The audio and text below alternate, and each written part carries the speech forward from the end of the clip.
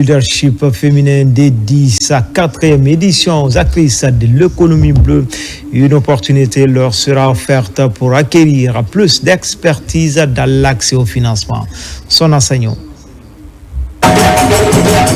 La 4e édition du FODELF, Forum de l'entrepreneuriat et du leadership féminin, s'annonce comme un rendez-vous incontournable pour toutes les femmes déterminées à redéfinir les règles du jeu dans les domaines de l'entrepreneuriat et du leadership. Cette année, l'événement met en lumière les femmes de l'économie bleue, ces héroïnes de l'ombre qui assurent la vitalité du secteur de la pêche, placé sous le thème Femmes actrices clés de l'économie bleue, briser les barrières et créer les opportunités. Le forum se veut une plateforme d'échange et de réseautage. Aujourd'hui, c'est la 4e édition et nous avons décidé de porter sur les femmes du secteur de la pêche, nos mères, nos sœurs, que nous appelons les héroïnes de la mer. Nous avons décidé de les mettre en lumière parce que nous n'avons pas de moyens financiers à les offrir, mais nous pouvons les apporter beaucoup de visibilité, comme ce que nous avons fait aujourd'hui, les accorder un espace où elles ont supporté leur plaidoyer, les difficultés auxquelles elles font face. Je pense que c'est une bonne initiative parce que ça permet de pérenniser leur activité et de donner l'opportunité à nos cibles de pouvoir montrer un peu leur savoir-faire. Et ça, c'est une occasion qu'elle offre à tout le monde de se rencontrer et de pouvoir échanger et de débattre sur des thématiques qui sont très intéressantes. Pendant 2 jours, l'événement a réuni décideurs publics et privés, institutions financières, acteurs de la société civile autour des enjeux liés à l'autonomisation des femmes et au développement durable. Nous assistons aujourd'hui à ce forum dédié aux femmes de l'économie bleue. C'est un honneur pour moi en tant que participante. Je remercie les organisateurs. Également, nous sommes en manque de matériel de pêche et nous demandons de l'aide auprès du président Mamadi Doumbouya. Le secteur de la pêche joue un rôle fondamental dans notre économie. Il fournit des moyens de subsistance à près de 300 000 Guinéens.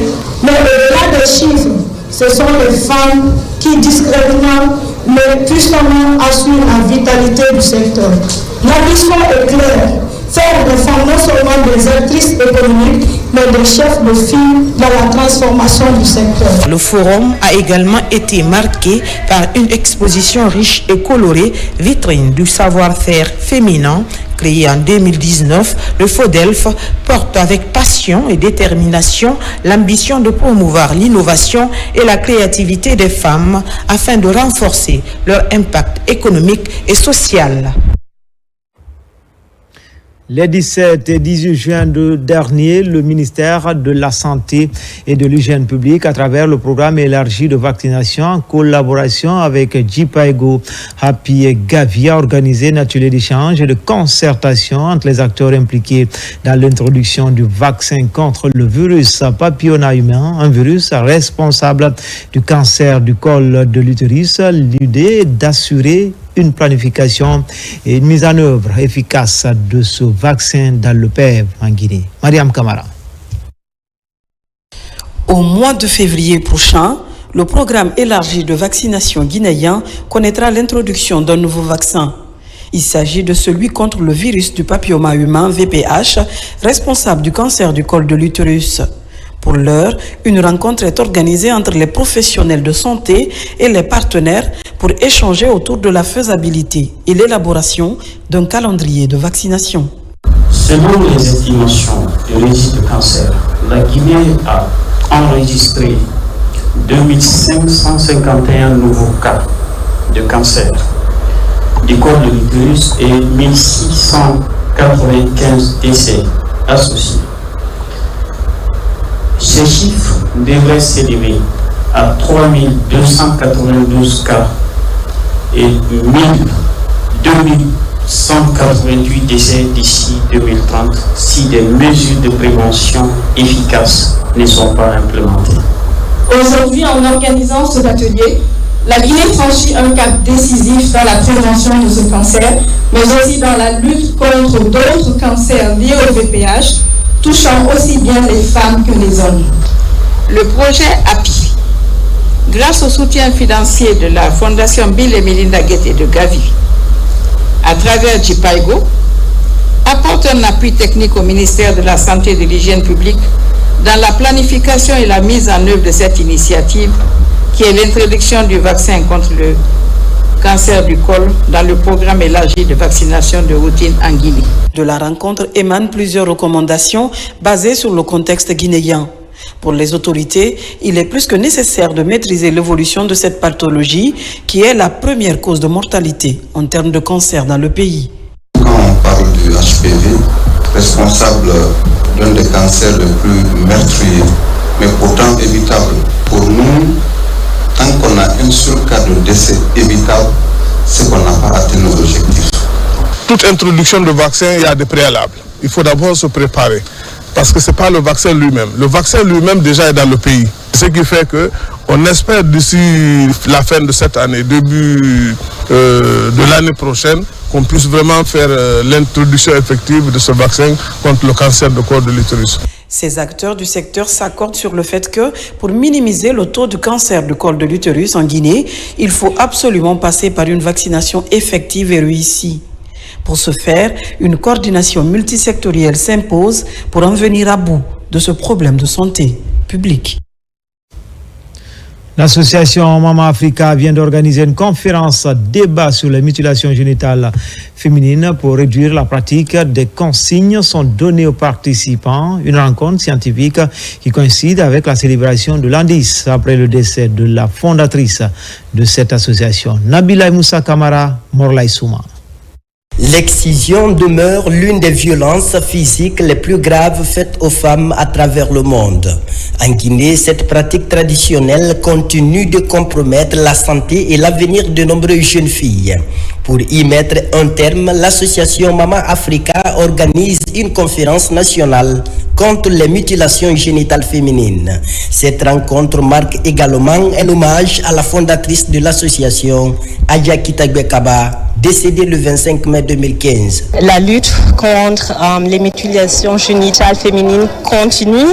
Il y a plus de 25 ans que notre organisation a commencé à lutter pour des solutions et c'est pourquoi on a appelé toutes les personnes, tous les anciens ministres, les organisations, des ONG pour s'engager, pour trouver des solutions et c'est ça qui est le message d'aujourd'hui. L'organisation existe depuis quelques années, mais on est surtout basé à Cancan. On a une école et un jardin d'enfants et maintenant il est temps qu'on crée des ressources, des partenariats ici à Conakry. Pour attirer l'attention des décideurs et des communautés, des femmes leaders, des représentants d'institutions nationales et internationales, ainsi que des membres du réseau des jeunes filles leaders de Guinée ont répondu présent. Ils ont partagé réflexions, engagements et pistes d'action concrètes. Un écrivain qui a écrit sur cette question, mon livre c'est L'épreuve de virginité ou Not Goal, qui est écrit sur les mutilations sexuelles, pour contribuer justement à la lutte contre les mutilations sexuelles. C'est ma contribution en tant qu'homme. À travers des projections, des témoignages poignants et des discours percutants, la conférence a permis de mieux comprendre les réalités et les conséquences de l'excision. L'association Maman Africa mise sur la sensibilisation communautaire, l'éducation et l'implication de tous les acteurs pour faire reculer cette tradition encore ancrée dans certaines zones du pays. Pour montrer leur attachement aux actions de développement en cours dans le pays au sein de la diaspora guinéenne, le mouvement des femmes de l'esprit CNRD de l'Europe pour une Guinée qui bouge et la génération patriote de France unissent leurs efforts pour célébrer les acquis de la transition. Le porte-à-porte est mené pour interpeller les consciences et un match de football organisé pour joindre l'utile à l'agréable. Les images de Mohamed Souma sont commentées par Amadou Touré. C'est une action concertée de porte-à-porte de deux structures pour porter les actions de développement du président de la République générale d'armée Mamadi Doumbouya en France. Il s'agit du mouvement des femmes de l'esprit CNRD de l'Europe pour une Guinée qui bouge et la génération patriote de France. Objectif, passer les messages de sensibilisation auprès des Guinéens établis à Paris en faveur du CNRD et de son président pour l'édification d'une Guinée émergente.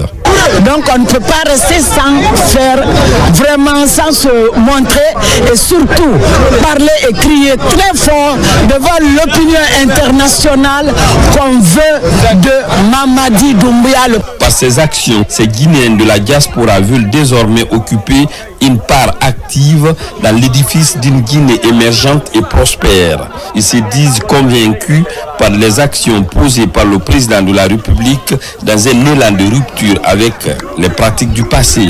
Nous croyons fermement que l'engagement du président pour une gouvernance rigoureuse, vertueuse et inclusive outre la voie à un avenir promoteur pour notre Guinée. Nous appelons chacun d'entre vous à vous faire recenser massivement. Le recensement est un devoir citoyen. Il renforce notre appartenance à la communauté nationale et nous permet d'agir sur notre destin commun. Le projet Simandou 2040 est une illustration forte. C'est plus qu'un programme minier, c'est une ambition structurante pour l'économie, les infrastructures, l'éducation et l'emploi des jeunes et particulièrement l'emploi des femmes. L'initiative s'est soldée par ce match gala, une opportunité pour les deux structures d'annoncer une série d'activités planifiées au mois de septembre prochain en France et à Bruxelles pour porter en Europe les voix du CNRD. La section syndicale de l'école franco-arabe de Guinée face à la presse, elle était venue faire le point sur la situation de l'enseignement du franco-arabe en Guinée. Ce sous-secteur de l'enseignement traverse des moments difficiles, manque d'écoles et d'enseignants dans certains endroits. Elle plaide également pour la création d'une direction nationale chargée de l'enseignement en langue arabe. Yaya Sila. L'enseignement franco-arabe représente 20% des effectifs des élèves de l'enseignement préuniversitaire en Guinée. Cette catégorie socio-professionnelle de l'éducation s'est dotée récemment d'une structure syndicale afin de promouvoir le bien-être de la corporation. À un an d'exercice, la structure syndicale est venue faire le point de la situation de l'enseignement franco-arabe et celle des apprenants en langue arabe. Nous sommes fortement représentés aujourd'hui en Guinée. Nous avons une adhésion parfaite de tous les acteurs de l'enseignement franco-arabe en Guinée. Et nous avons énuméré quelques points afin de faire comprendre en disant que nous souhaiterons que ces problèmes soient pris en charge et que les solutions idoines soient apportées le plus urgemment possible afin qu'on puisse ensemble améliorer le système éducatif guinéen et promouvoir l'excellence dans notre cher pays. L'enseignement en langue arabe en Guinée date de près de 1000 ans. Il est assimilé aux activités des leaders religieux. Aujourd'hui, les règles ont changé avec l'ouverture sur le monde. Les aptitudes linguistiques comptent dans les relations internationales, d'où l'importance pour le département de l'éducation à permettre aux jeunes de s'épanouir en langue arabe. Et aussi, il faut reconnaître qu'au niveau de la diplomatie, nous tirons chapeau au ministre de Maurice Sanda et qui a promis avec le gouvernement plusieurs arabophones qui ont été promis dans les représentants diplomatiques des pays arabes, même des pays qui ne sont pas des pays arabophones, parce que ces gens ont prouvé par compétence qui peuvent apporter quelque chose à la diplomatie guinéenne. Nous étant enseignants aussi du syndicat libre des enseignants et chercheurs guinéens, nous avons constaté que toutes les directions existent au sein de ce ministère, mais pas la direction nationale de l'enseignement franco-arabe. Il ne s'agit pas de parler de l'enseignement civique et quoi que ce soit, mais la priorité aussi, il faut la donner à l'enseignement franco-arabe, parce que partout aujourd'hui en République de Guinée, il y a des enfants à chaque fois, après l'enseignement français, vous les voyez se diriger vers les centres d'apprentissage coranique. L'espoir est donc permis que le département de l'enseignement préuniversitaire et l'alphabétisation va tenir compte de cette recommandation des syndicalistes pendant la prise. Enfin, des cérémonies religieuses et populaires à Kapororaï, commune de Ratsoma. C'est en guise de reconnaissance aux actions du chef de l'État général Mamadi Doumbouya. Le recasement des déguerpis et le désenclavement des différents secteurs du quartier sont entre autres motivations de ces différentes activités. Mikini Moussa Kamara, Noumoussou Diagiti. Les populations du quartier Kapororaï rallient la mosquée centrale du secteur 2. Elles sont venues prier en faveur des autorités guinéennes pour avoir entrepris de nombreuses réformes profitables à cette localité de la commune de Ratoma. Le recasement des déguerpis et la réalisation des infrastructures routières sont encore ancrés dans la mémoire collective. Les présidents qui sont là, ils sont pensés de nous, ils sont pensés des pauvres. Il y a certains, ils sont allés un jour à l'école. Dans le retour, il n'y a pas de maison, il n'y a pas où ils rentrent. Donc si le général Mamadou Doumbouya pense sur Kapororaï aujourd'hui de nous faire donner le terrain, donc vraiment on souhaite bon président, le général Mamadou Doumbouya, parce qu'il a pensé pour Kapororaï. C'est un autre président qui a cassé Kapororaï. Un autre président est venu de nous donner un autre lié. Donc, on souhaite que qui peut aider ici, il n'y a pas eu de titre foncier. Vraiment, on demande au général Mamadi Doumbouya de nous aider à avoir de titre foncier de Kapororaï. Surtout qui peut aider. Donc, il y a eu des goudrons, il y a eu beaucoup de relations. Ce que l'État a réalisé. Donc, le fait de recaser cette population a été un acte salutaire pour toute la population de Kapororaï. C'est pourquoi aujourd'hui nous avons initié ce remerciement. Parce qu'il ne faut pas rester sans savoir que la casse de Kapororaï a mis beaucoup de familles en deuil, dont nous déplorons aujourd'hui. Grâce à Dieu, on a eu un ouf de joie. Depuis le 5 septembre, l'avènement du 5 septembre, Kapororaï ne cesse d'être en joie. Pourquoi? Voir d'abord tes parents qui pleuraient hier, avec qui tu pleurais hier, se retrouver dans un lieu où on leur dit vous avez une demeure aujourd'hui, c'est une joie qui ne finit pas à nous. Donc à ce sens, nous ne pouvons lui dire que merci. Merci et encore merci. La présence de l'État est perspectible dans ce quartier de 5 secteurs. Dès lors que l'État reconnaît, l'État pose un acte dans son quartier, c'est qu'il reconnaît que le quartier là existe. Par conséquent, nous savons que il y aura la réhabilitation foncière. C'est parce qu'il y aura la réhabilitation foncière que l'État a pensé, à poser, à investir dans ce quartier. Et il a investi, c'est beaucoup de fonds. Et un jour, je vous assure, ils ne viendront pas nous casser ici. Jadis cité parmi les points chauds de la capitale, le quartier de Kapororaï est devenu une zone paisible aujourd'hui grâce à la politique de développement inclusif entreprise par le président de la République, général Mamadi Doumbouya. C'était tout pour les infos. L'actualité se poursuit sur le www.rtgguinée.info. À bientôt pour d'autres actualités sur la Guinée, notre paradis, terre de richesse et d'innovation. Inch'Allah.